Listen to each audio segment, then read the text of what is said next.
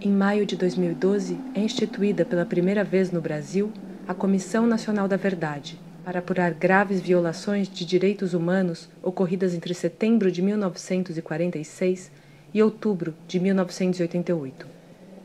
Na sua proposta inicial, os povos indígenas não estavam incluídos nas investigações dos crimes cometidos por agentes a serviço do Estado brasileiro.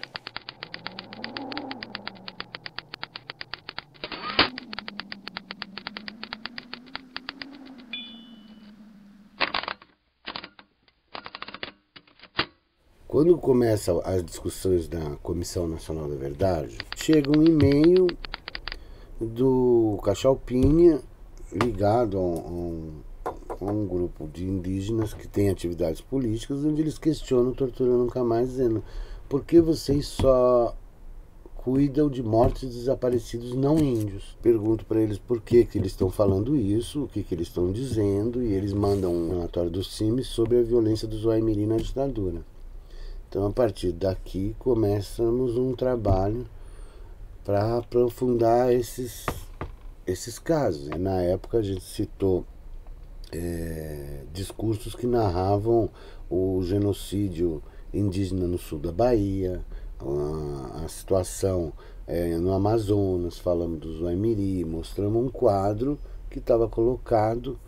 E a comissão, depois de um tempo, delibera criar o grupo de trabalho indígena. Do momento que a gente faz a reunião em maio de 2012 até criar o grupo em novembro, a gente aprofundou então linhas de pesquisa, né? Como é que a gente pega documentos do Estado e mostra, através de documentos do Estado, as violações contra os povos indígenas no Brasil. Quando se fala Estado, foi pensado executivo, legislativo e judiciário.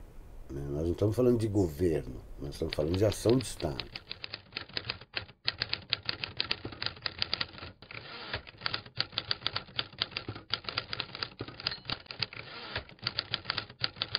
O SP se transformou realmente num modelo de corrupção. Corrupção e inação. Quer dizer, ele não conseguia ser satisfatório nem do ponto de vista de se transformar num órgão autossuficiente, capaz de operar através da renda indígena, sem recursos do Estado, explorando os índios como mão de obra e usando os recursos naturais para produzir coisas, e nem também do ponto de vista da assistência ou da promoção cultural ou de qualquer ação positiva em relação... Ele realmente se esgotou inteiramente enquanto proposta. No dia 3 de novembro de 1967, foi instalada uma comissão de inquérito do Ministério do Interior, coordenada pelo então Procurador-Geral da República, Jader Figueiredo. O relatório Figueiredo tem um outro tipo de ação também que acabou, por um outro lado, beneficiando e, por outro lado, detonando toda uma memória do trabalho indígena no Brasil. Porque é o incêndio do Ministério da Agricultura. Se perdeu quase todo o arquivo. E isso se dá em função dos inúmeros inquéritos que vinham desde a década de 50, que seriam objeto de estudo da Comissão de Investigação do Ministério do Interior. E você tem, com esse incêndio, uma mudança na dinâmica de apuração que o Jader desenvolve. Porque o Jader, em vez de falar, bom, queimou tudo, não tem o que fazer, ele decide efetivamente correr o país.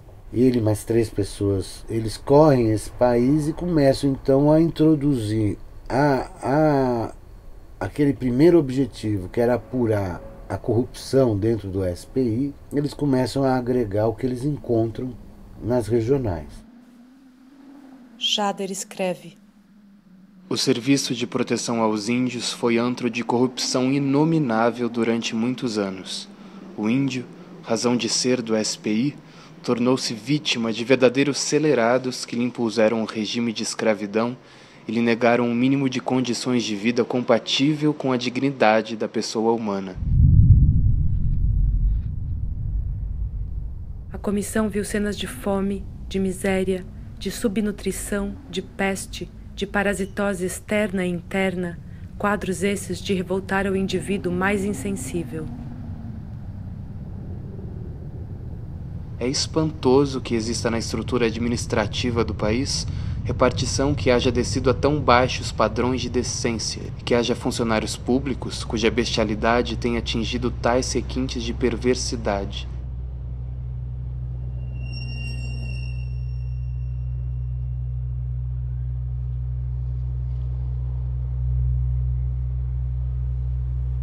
Tal era o regime de impunidade que a comissão ouviu dizer no Ministério da Agricultura, ao qual era subordinado o SPI, que cerca de 150 inquéritos ali foram instaurados sem jamais resultar em demissão de qualquer culpado. Os delitos cometidos podem ser agrupados por espécie conforme esquema abaixo: crimes contra a pessoa e a propriedade do índio, assassinato de índios, prostituição de índias, sevícias, trabalho escravo, usurpação do trabalho do índio, apropriação e desvio de recursos oriundos do patrimônio indígena, dilapidação do patrimônio indígena, adulteração de documentos oficiais, fraude em processo de comprovação de contas, desvio de verbas orçamentárias, aplicação irregular de dinheiros públicos, incúria administrativa.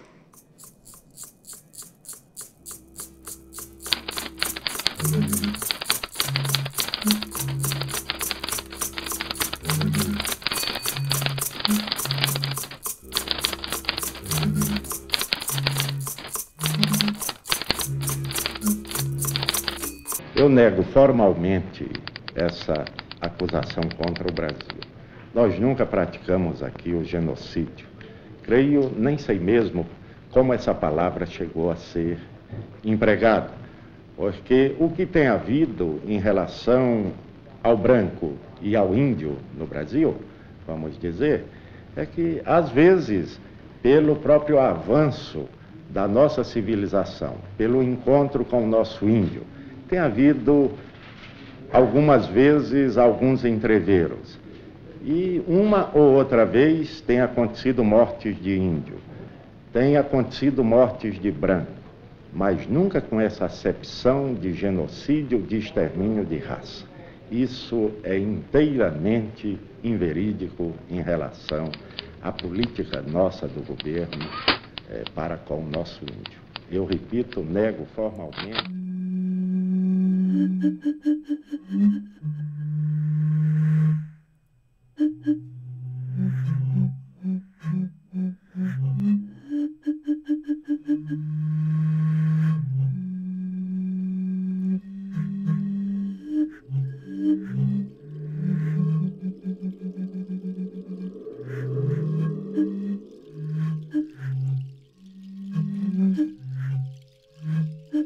Em 5 de dezembro de 1967, o governo militar extingue o Serviço de Proteção ao Índio, substituindo-o pela Fundação Nacional do Índio, a FUNAI. Pouco tempo depois, em 68, entra em vigor o Ato Institucional número 5, e as investigações da Comissão de Inquérito do Ministério do Interior são encerradas.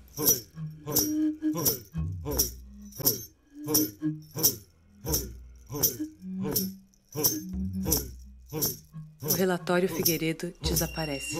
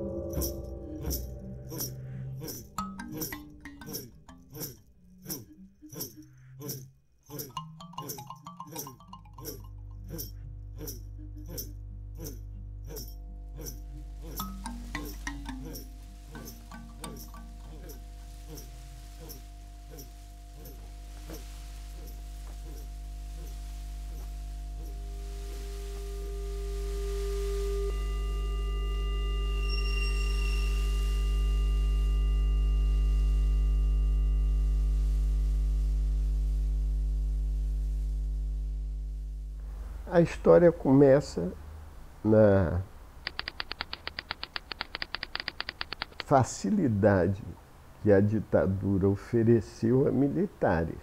Então, um militar que não era nem do Exército, era um cara da PM, Capitão Pinheiro, é que surge com a ideia da Guarda Rural Indígena, né, e faz a FUNAI aceitar a Fazenda Guarani, que era da Polícia Militar, transforma a fazenda numa prisão de índios.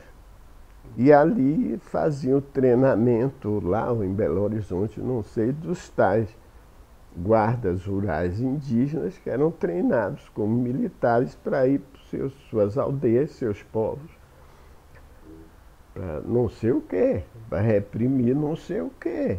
Eles são formados aí, estimulados, recebem salário, não sei o quê, para agir exatamente contra as culturas nas quais eles foram nascidos e criados. É um processo de uma violência cultural inaceitável.